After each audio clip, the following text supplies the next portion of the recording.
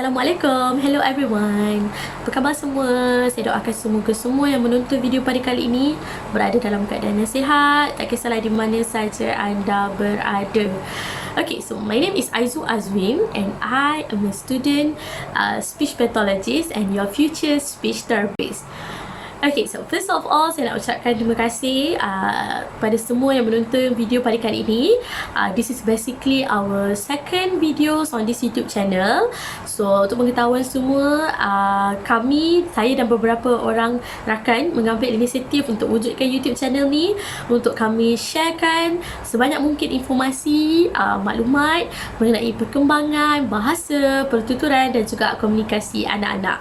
Secara tidak langsung untuk kami sharekan experience kami sebagai speech language pathologist ataupun terapis pertuturan, yang mana saya rasa masih ramai lagi rakyat Malaysia di luar sana yang masih tak tahu apa itu speech therapist ataupun terapis pertuturan.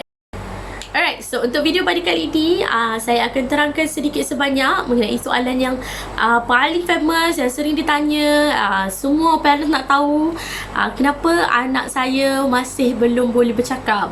Dah umur 2, 3, 4 tahun ni kan, bila anak saya boleh bercakap, ataupun kenapa saya dah pergi terapi lama tapi anak saya masih belum boleh bercakap.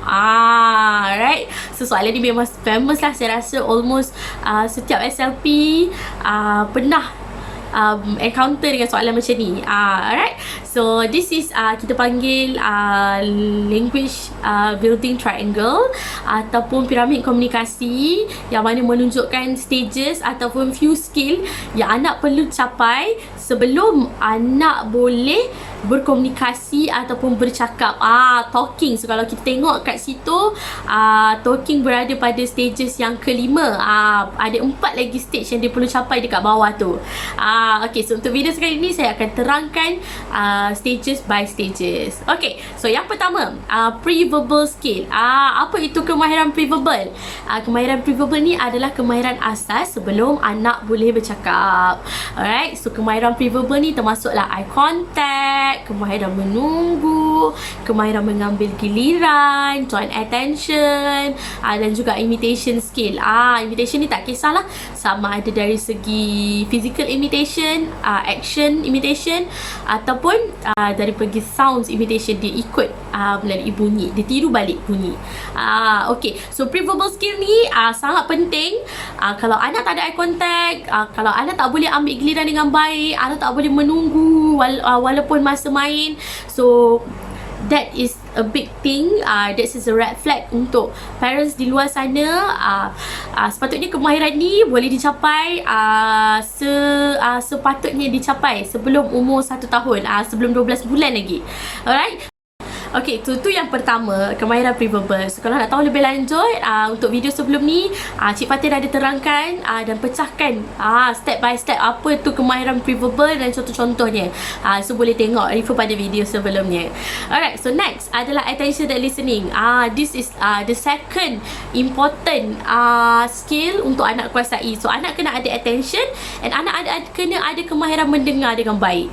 Boleh listen, boleh siapkan task, boleh follow arahan dengan baik, boleh tunggu, dan yang paling penting sekali, fokus anak. Okay, so tu adalah kemahiran yang kedua. So kalau anak masih tak boleh nak follow arahan bila kita suruh buat suatu benda yang simple, bangun, berdiri, dengar, duduk, that is something that you have to worry about. Okay, sebab ni adalah stage yang kedua ni, paling penting, paling basic sekali. Sama juga benda ni sepatutnya anak-anak dah kuasai by umur 12 bulan. Alright, sampai umur 12 bulan.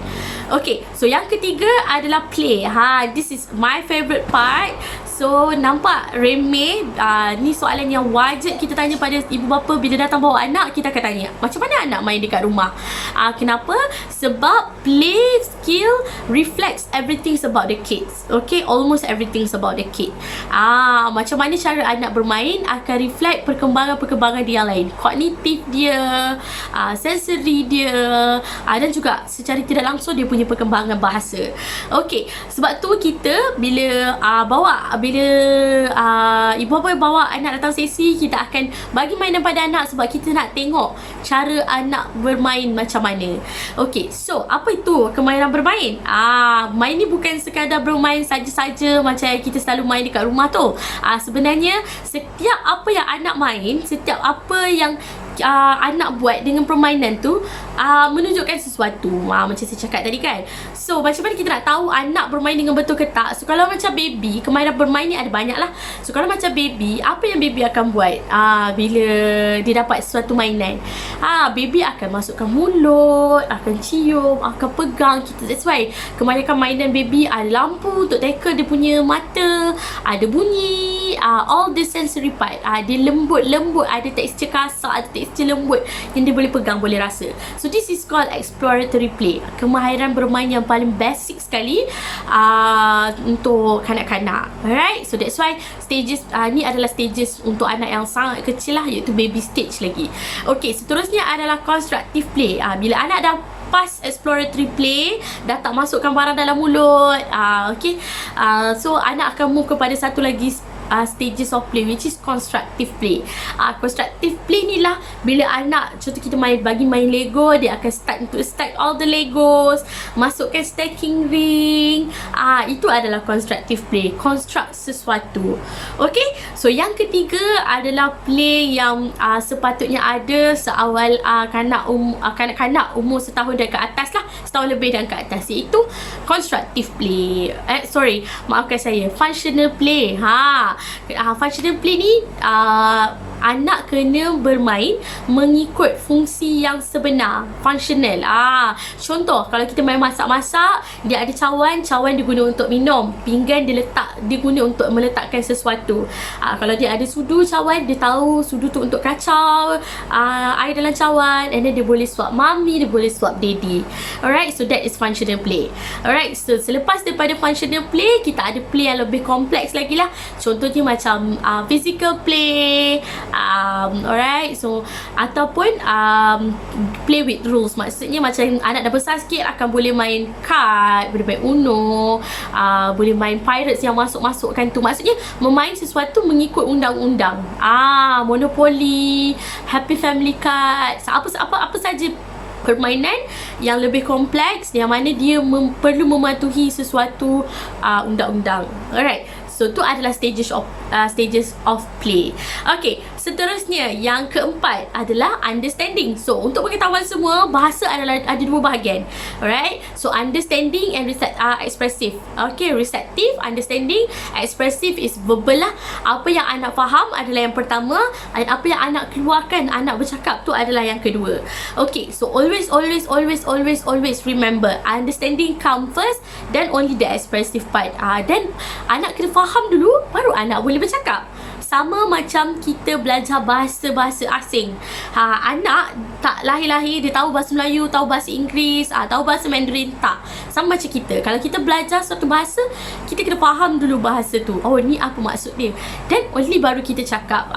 Okay. So dua skill ni sangat penting juga untuk anak. Selepas anak dah tackle 3 benda yang kat bawah ni, there goes dia punya understanding. Alright. So anak kena ada banyak vocab, kena banyak benda yang dia faham, baru anak boleh mula untuk bercakap. Macam kita tengok cerita Korea, kalau ada sikit je perkataan yang kita faham, kita masih tak boleh nak bercakap dengan baik. Kalau kita nak perlu buat ayat, contoh dalam bahasa Inggeris, my name is Aizu. Kita kena tahu my tu apa, name tu apa, is tu apa, dan nama kita. Dan only kita boleh fill in the blank nama kita dan kita boleh cakap. So sama juga dengan anak-anak, understanding come first. Okay, so vocab anak kena ada banyak. Tak boleh setakat dia faham mama, baba, dia takkan dapat, dia takkan boleh bercakap. Okay, so secara teoretikalnya anak kena faham secara average 50 words baru anak boleh keluarkan satu perkataan. Itu secara kasarnya. Alright, so then barulah anak boleh bercakap satu patah perkataan. Okay, so there goes talking part lah. Baru kita boleh expect anak boleh bercakap. So kalau anak datang pada kami, anak masih tak boleh waiting, anak tak boleh ambil giliran, anak menjerit bila nak main sama-sama, anak masih masukkan barang dalam mulut, anak tak boleh follow task. So that is jawapan. That is answer pada semua parents di luar sana on kenapa anak saya masih belum boleh bercakap. So penting untuk parents di luar sana faham all these stages, faham apa kemahiran-kemahiran asas yang kita nak target kepada anak sebelum kita expect anak untuk mula bercakap. Especially the understanding part lah. Alright, so kemahiran, kefahaman ni kita tak boleh nak kira, tapi kita cuma boleh agak-agak je berapa banyak yang anak faham. Anak faham kebanyakan selalunya susu, mami, daddy, mak, ayah, mama, ibu, kakak. 4 benda ni je dia faham. So masih tak cukup untuk anak hasilkan satu perkataan. Alright, so kita kena tackle dekat mana stages anak. Alright, dekat mana yang anak lag, dekat situ kita tackle, and kat situ barulah kita boleh gerakkan anak untuk anak boleh bercakap. Okay, so dua lagi skill yang paling penting adalah pragmatic dan speech sound, yang mana saya akan explain dengan lebih lanjut pada video yang akan datang. Diharapkan video kali ini dapat bagi manfaat kepada semua parents di luar sana. Jangan lupa subscribe and like our YouTube channel. Kalau ada apa-apa soalan boleh tinggalkan di ruangan komen. Assalamualaikum, bye.